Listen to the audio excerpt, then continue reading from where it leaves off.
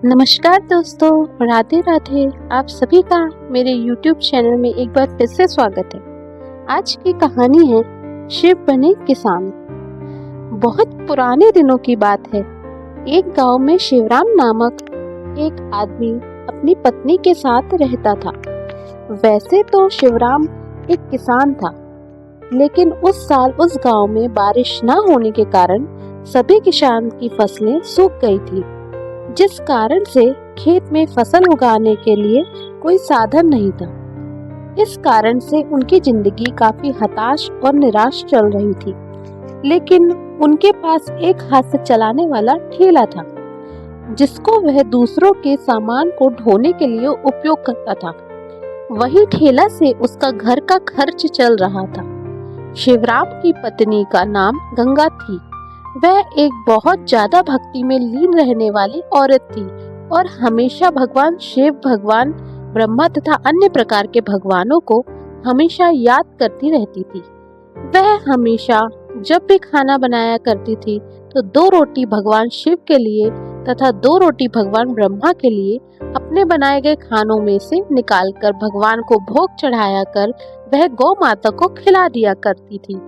यह देखकर उसका पति मतलब कि शिवराम बहुत ज्यादा नाराज हो गया था। उन्होंने कहा कि तुम इस तरह से अनाज बर्बाद करोगे तो मैं किस तरह घर चला लूंगा।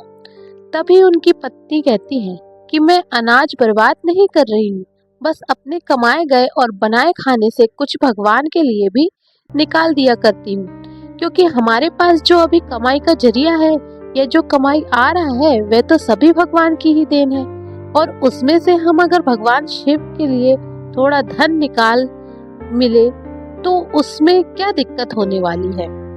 अगर भगवान हमें इतना कुछ दे रहा है तो हमें भगवान के लिए इतना कुछ करने के लिए भी क्या सोचना पड़ेगा। अगर बाद में हमारे काम नहीं चलेंगे और हमारे घर में खाना नहीं बनेगा तो भगवान भी भूखे रहेंगे। तभी तुम्हें पता चलेगा कि बहुत क्या चीज होती है और भगवान हमेशा हम लोगों को मदद करना रहेगा। पत्नी की बातें सुनकर शिवराम की आंखें खुल गई। उन्होंने कहा कि तुम बिल्कुल सही बोल रही हो। मेरे पास जितना भी है, हमारे पास जितना भी है, खाने पीने के लिए सभी तो भगवान की ही देन है, क्योंकि अगर भगवान हमें काम नहीं देगा तो हम इसी तरह से भूखे ही रहेंगे। तुम हर रोज भगवान के लिए थोड़ा समय खाना निकालकर बहुत लगाकर खिलाया करो। गौ माता को ऐसे हमारा लाभ भी बढ़ेगा और भगवान हमें सद्बुद्धि भी देगा। शिवराम की पत्नी गंगा कहती है कि आप भी भगवान शिव की आराधना और उनका ध्यान किया करो, इससे हमारी कमाई का जरिया ज्यादा हो जाएगी। उन्होंने अगले दिन ठीक वैसा ही किया। भगवान का ध्यान करके घर से निकला और मुझे उस दिन बहुत ज्यादा ही कमाई हुई थी। मैं बहुत खुश था। शाम को जैसे ही घर आया अपनी पत्नी गंगा से कहता है कि आज मेरा कमाई बहुत ज्यादा हुई है और इस कारण से मुझे बहुत ज्यादा पैसे की बरसात हुई है। तभी उनकी पत्नी खुश होकर कहती है कि यह तो भगवान की देन है। आज आपने भगवान को दिल से याद किया है और भगवान शिव हमारे साथ हमेशा ही करेंगे। वह उन पैसों को अपने राशन के लिए उपयोग किया करती थी और जब थोड़ा पैसा बच गया तो उसकी पत्नी बोली कि हम कुछ पैसा भगवान के चरणों में समर्पित कर देते हैं। उन्होंने कहा कि हम इसमें से कुछ पैसा निकालकर मंदिर के पुजारी को दे देंगे, जिससे वह भगवान की सेवा में इसका उपयोग करेंगे। इसमें शिवराम ने भी अपनी सहमति जताई और कहा कि तुम सही कह रही हो, आखिर भगवान के नाम से हम इतने सारे धन की प्राप्ति हुई है। एक दिन की बात है, शिवराम किसी तरह से कहीं गया हुआ था अपने कार्य करने के लिए, और जब वह अपने घर लौटा तो उसकी तबीयत ज्यादा खराब हो गई थी। उनकी पत्नी जब उसके सर पर हाथ फेरा तो देखा कि उन्हें बहुत ज्यादा बुखार है और उन्हें तुम्हारी ही जरूरत है। उन्होंने तुरंत ही अपने पास के डॉक्टर को बुलाया और कहा कि मेरे पति को बहुत ज्यादा बुखार है, किसी प्रकार की दवाई देके इनका स्वास्थ्य सही हो जाए। डॉक्टर ने कहा यह तो बहुत ज्यादा समस्या है, इन्हीं बुखार काफी ज्यादा है, अब तो 1 महीने स्वास्थ्य सही होने में लग जाएंगे। उनकी तबीयत सही है, वह जाएगी तो उसका घर का खर्चा कैसे चलेगा। आखिरी 1 महीने तक कौन कमा कर लाएगा और उनका घर चलाएगा, क्योंकि उस साल भी बारिश नहीं हुई थी और उनके खेत में अभी तक सूखा ही था। इस कारण से फसल भी नहीं हुई है और तबीयत खराब होने के कारण ये मार्केट भी थैला लेकर नहीं जा सकते थे। ऐसे में उनका रहन सहन बहुत मुश्किल होने लगा था। 10 दिन बीत जाने के बाद उन्होंने देखा कि उनकी तबीयत थोड़ी थोड़ी सही हो रही है, लेकिन फिर भी अभी तक हुआ चलने की हालत में नहीं था। उन्होंने सोचा कि मेरी तो खेत भी सही नहीं चल रही है, हमें बाहर जाने का रास्ता नजर नहीं आ रहा है, क्योंकि मेरी तबीयत खराब है, पता नहीं आगे की जिंदगी कैसे चलेगी। यह सभी चीजें भगवान ऊपर से देख रहे थे, क्योंकि शिवराम की पत्नी गंगा और शिवराम भी अब तक भगवान की बहुत सारी भक्ति किया करते थे और वह हमेशा भगवान के लिए कुछ ना कुछ खाने पीने का सामान में से भगवान शिव के तथा भगवान ब्रह्मा की आराधना के लिए उनके लिए निकाला करते थे। भगवान शिव बहुत ज्यादा चिंतित थे कि वह शिवराम की मदद किस प्रकार से करें। एक दिन की बात है, भगवान शिव ने ब्रह्मा को बुलाकर कहा कि हमारे भक्तों का हाल बहुत बुरा है, हमें उनकी मदद करनी चाहिए।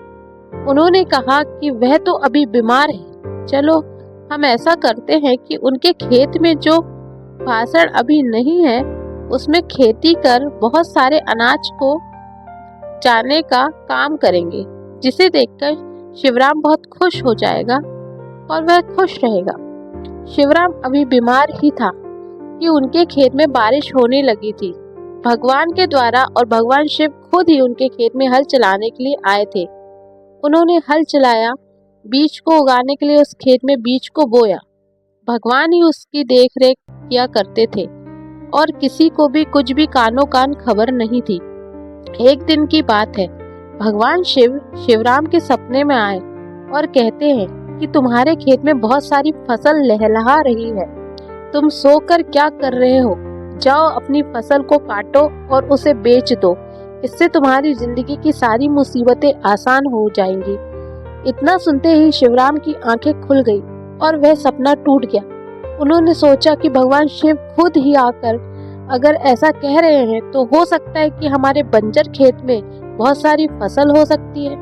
उन्होंने सुबह होने का इंतजार किया और दूसरे ही दिन अपने खेत पर गए तो देखा कि बहुत सारी फसल उनके खेत में बहुत ज्यादा मात्रा में लगी हुई थी।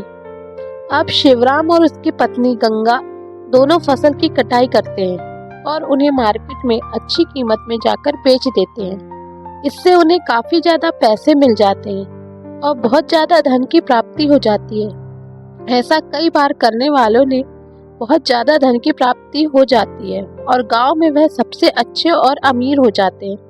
उन्होंने साफ मन से भगवान की आराधना की और कहा कि भगवान, मैं आपका शुक्रिया किस प्रकार अदा करूंगा कि आपने मुझे इतनी ज्यादा धनराशि तथा फल सब्जियों से नवाजा है। मेरे खेत में जहाँ एक भी दाना या एक भी पौधा नहीं बचता था, उस खेत में आपके द्वारा बहुत सारी फसल अब लगने लगे हैं। ऐसे में हमें आपका शुक्रिया किस प्रकार अदा करना चाहिए, मुझे समझ नहीं आ रहा है। तभी उनकी पत्नी गंगा कहती है कि हमें इससे पहले भगवान के लिए कुछ खाना बचाकर भोग लगाकर गौ माता को खिला देना चाहिए, तो हमारा कार्य अभी भी जारी रहेगा और आगे सब दिन जारी रहेगा। उन्होंने इस कार्य को आगे भी जारी रखा और इस तरह से भगवान का शुक्रिया अदा करने का प्रयास किया। दोस्तों, आज इस कहानी से हमें यही शिक्षा मिलती है कि भगवान शिव की महिमा की कहानी तथा भगवान शिव के बड़े बड़े कारनामों की कहानी, देवों के देव महादेव की कहानी के बारे में जानने का मौका मिला है। उम्मीद है आपको यह कहानी पसंद आई होगी। आप मेरे चैनल को सब्सक्राइब कीजिए, लाइक कीजिए, कमेंट कीजिए, शेयर कीजिए। धन्यवाद।